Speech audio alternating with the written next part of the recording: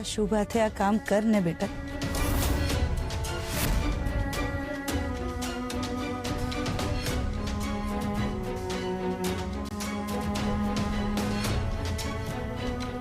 આપો.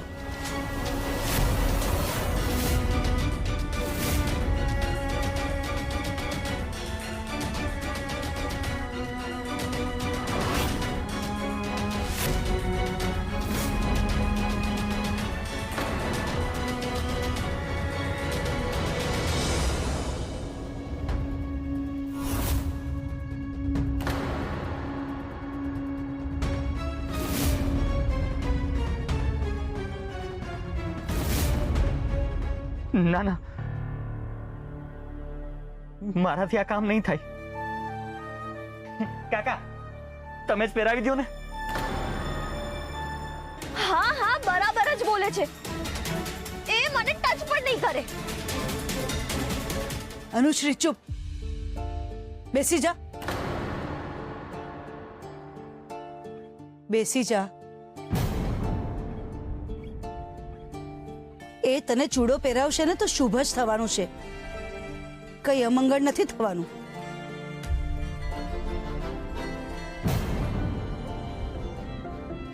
કારણ કે એનું મન સાફ છે.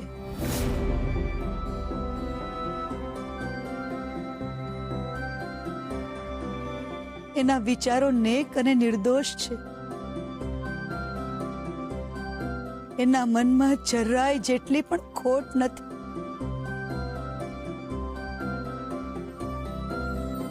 અનુરાધા, તું આટલા આના ગુણગાન શું કામ ગાય છે? કહીશ કે આની સાથે તારો શું સંબંધ છે?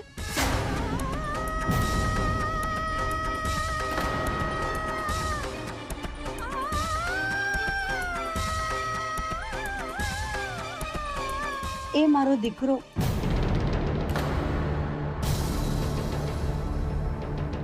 દીકરા જેવો છે.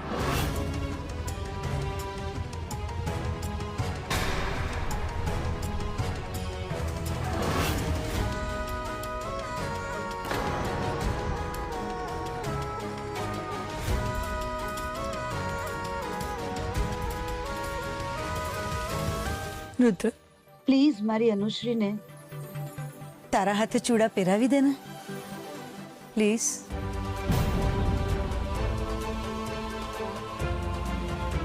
મારાથી આ નહીં થાય.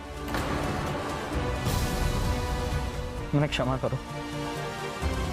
હું બ્રહ્મચારી છું.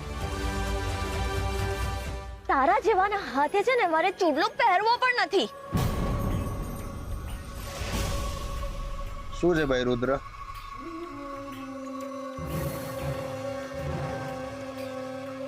આ ચોડી પહેરવા જેવા નાનકડા કામમાં કેમ આટલા બધા નાટકો કરે છે ભાઈ તું? અને જીવનમાં ક્યારેક ને ક્યારેક તો મેરેજ કરીશ જ ને, પછી શું કરીશ? ના,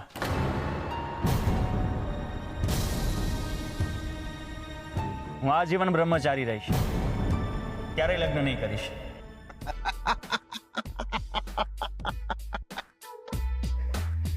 બ્રહ્મચારી મારા ભાઈ, આ લગ્ન છે ને, લગ્ન એ મોતીચૂરના લાડવા જેવું છે. એને ખાવ તોય પસ્તાવ ને ના ખાવ તોય પસ્તાવ. તો પછી ખાઈને પસ્તાવું વધારે સારું નહીં? અરે શું વિચારો છો બ્રહ્મચારી ભાઈ? આપણે કીધું ને એટલે ફાઇનલ બોસ. અને જો મારી બાજુમાં જ મારી ધર્મપત્ની ઊભી છે, પૂછી જો તમે, એને પૂછી જો. બરાબર ને ઉપર? અરે ચૂડીવાલા ભાઈ, શું તમે કોની રાહ જુઓ છો? ચલો ચલો ચૂડા બતાવો. અને અનુશ્રીને તમારે જ પહેરાવાનો છે. અનુશ્રી, હાથ આગળ કર અને ચૂડા ટ્રાય કર.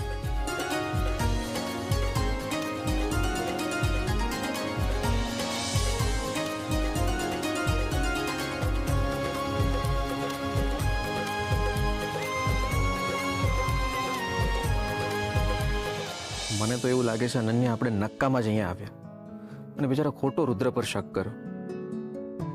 આંટી આપણા લીધે કેટલું રડ્યા. મને તો એવું લાગે છે કે આ વિધિ પતશે ને એટલે આંટી વ્યવસ્થિત રીતે આપણને ખીજાવવાના છે. એ તું ચૂપ રહે.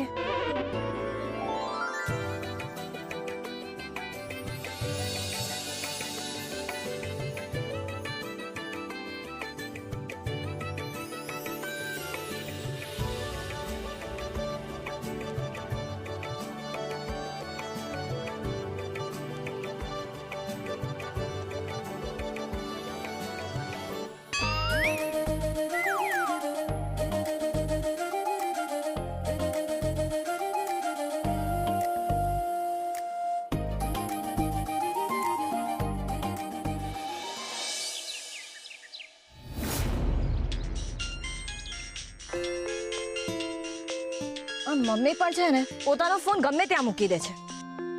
હેલો, કોણ? હેલો, નંદુનો બંધુ છે? કોણ? નંદુનો બંધુ રુદ્ર છે?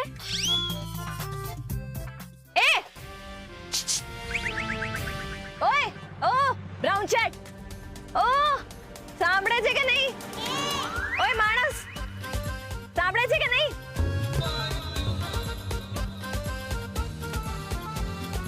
બોલો, શું કામ છે? ક્યારની બોલાવું છું, સંભળાતું નથી? પણ તમે મને માણસ, ઓય, એ કઈ બોલાવતા હતા. કઈ રીતે સમજણ પડે? મારું નામ રુદ્ર છે. ભલે હોય, પણ તારું નામ લઈને બોલાવવાની ઈચ્છા પણ નથી થતી. ભગવાન બચાવે. શું કામ છે મારું, બોલો ને. આલે નંદુ કરીને કોઈકનો ફોન છે. નંદુનો ફોન છે? હેલો, આ નંદુ કેમ છે? અરે નંદુના બંધુ, તું તો મને ભૂલી જ ગયો લાગે છે. એ બધું છોડ, તું પાછો ક્યારે આવે છે? આવીશ આવીશ.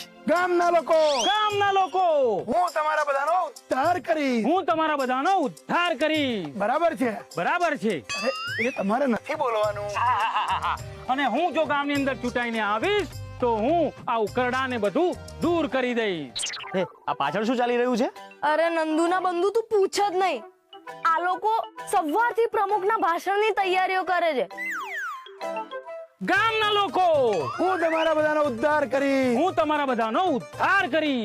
ઓ મનોહર કાકા, થોડી વાર શાંતિ રાખો ને. આ જોતા નથી, ફોન પર વાત કરું છું. એ છોટું, તું ચૂપ કર, સમજ્યો ને? તારે જે કરવું એ કર, મને મારું કામ કરવા દે. ગામના લોકો, હું તમારા બધાનો ઉદ્ધાર કરી. એ બધું છોડ, તું શું કરે છે? અરે એમાં એવું છે કે એક છોકરીના લગ્ન છે, તો એની તૈયારીમાં પડ્યો છું. હવે તો એના જીવનનો ઉદ્ધાર કરીને જ આવીશ. ઉદ્ધાર? તું અને મારો ઉદ્ધાર કરવાનો? ત્યારે જે છોકરીએ ફોન ઉપાડ્યો તો એના જ લગ્ન છે ને? હા, તને કઈ રીતે ખબર? ખબર છે મને, બધું જ ખબર છે. અચ્છા, ફોન શું કામ કર્યો? આમ જ. આ તારા વગર આખું ગામ સૂનું સૂનું લાગે છે યાર. અરે ચિંતા ના કર, આનું જીવન સુધારીને ત્યાં જ આવી જઈશ. હું બોલ્યો? તું મારું જીવન સુધારવાનો? તું? તમારા જેવી છોકરી ઘરે ઘરે હોય ને તો ઉદ્ધાર થઈ ગયો, સમજી લ્યો. તું stupid!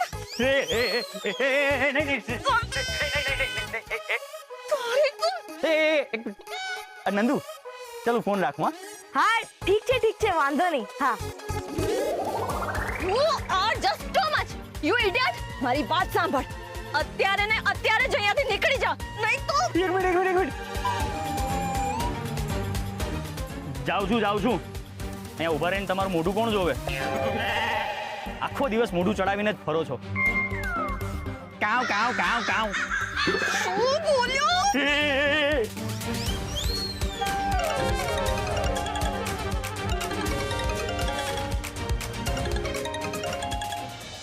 હા સંગમ.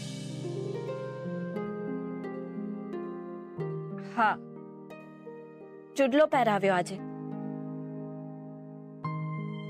યુ નો સંગમ,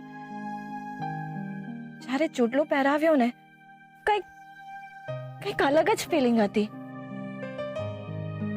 બહુ જ સારું લાગતું હતું. પણ હવે ખબર નહીં કેમ સંગમ, હવે બહુ ડર લાગે છે. એમ લાગે છે કે પહેલાની જેમ ક્યાંક આ વખતે પણ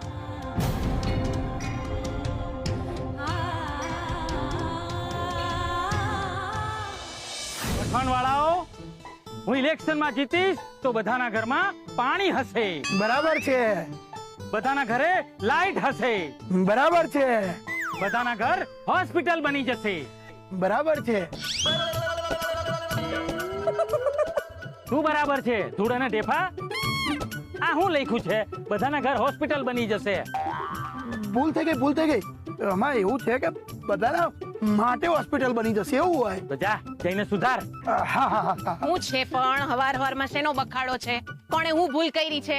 આ હરીલાલ લખે છે બધાના ઘર હોસ્પિટલ બની જશે. જો આમને આમ હાલતું રહ્યું તો હું ઇલેક્શન કેવી રીતે જીતીશ? મેં તો ના જ પાડી હતી. એટલે હું ઇલેક્શન નહીં જીતી શકું? અરે ના એમ નહીં હવે આની પાસે ભાષણ લખાવશે ને તો આવું જ થશે. આ ભાષણ લખે તો પછી આવું જ હોય ને, બીજું હું હોય. અને ભાઈ તું મારા પતિદેવને હરાવવા માંગેશ તું એમ? તમારા પતિદેવ કોઈની સામે જીતી શકે એમ છે? હું બોલ્યા? એટલે તમારા પતિદેવની સામે કોઈ જીતી શકે એમ છે ખરા, એવું કહું છું. હા. અને તમે ટેન્શન શું કામ લો છો? હું બેઠો છું ને. એનું જ ટેન્શન છે ભાઈ. ભાષણમાં સુધારા વધારા કર, છાનો માનો. હા કરી દો કરી દો. કાકા આ તમારો જબ્બો ને લેંગો લઈ આવી છું, તમારા રૂમમાં મૂકી દઉં છું. મૂકી દે દીકરા.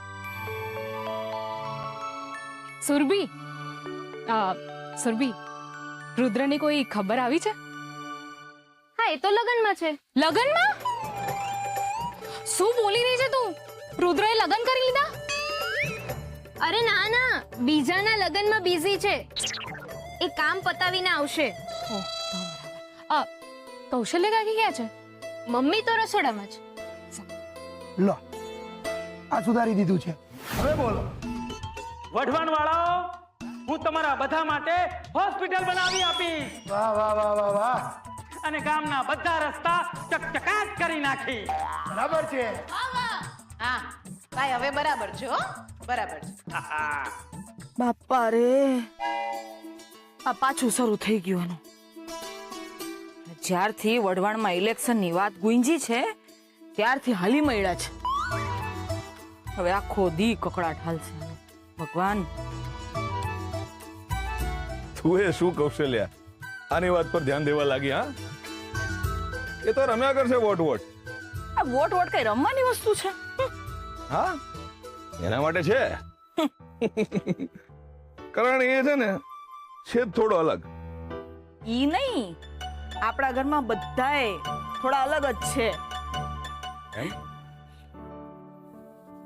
પણ સૌથી અલગ તમારો દત્તુ. હા, ઈ બધાયથી અલગ છે. શેરડી જેવો મીઠો ને એના સાઠા જેવો મજબૂત મારો છોકરો. એ કાલે આવે છે ને? ના ના, કાલે નહીં આવે, લગન પછી જ આવશે. હા કા, માર દત્તુ છે, કઈ હાથમાં લીધેલું કામ અડધું મૂકીને થોડી હાલ્યો આવે.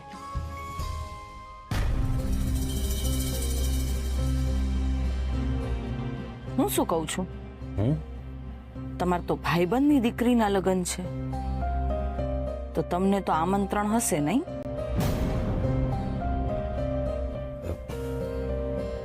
ના. લો બોલો, તમાર ખાસ ભાઈબંધ ને હાવ આવું? આટલો મહત્વનો પ્રસંગ છે એના ઘરમાં અને તમને એક સાદું આમંત્રણ એ નથી? ખાલી તમારી નજરો નહીં, તમને આખે આખા નીચા પાડી દીધા છે તમારા આ ભાઈબંધ. આમ જ હારતા રહેજો તમે એની સામે. કૌશલ્યા, એ મારો ભાઈબંધ છે, એમાં હાર જીતની વાત ક્યાં આવી?